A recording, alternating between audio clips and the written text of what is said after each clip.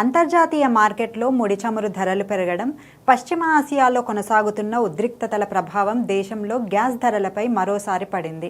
2026 April 1 నుంచి వాణిజ్య అవసరాలకు ఉపయోగించే 19 కిలోల ఎల్పీజీ సిలిండర్ ధరలను చమురు సంస్థలు గణనీయంగా పెంచాయి.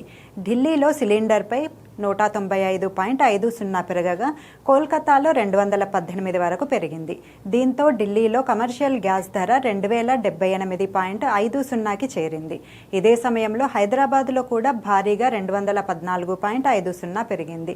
దీంతో భాగ్యనగరంలో కమర్షియల్ సిలిండర్ ధర 2321కి చేరుకోవడం వ్యాపార వర్గాలను ఆందోళనకు గురిచేస్తోంది.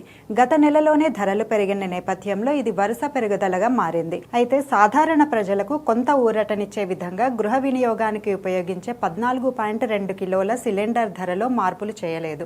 ఢిల్లీలో ఇది ఇంకా 913 వద్దే కొనసాగుతోంది.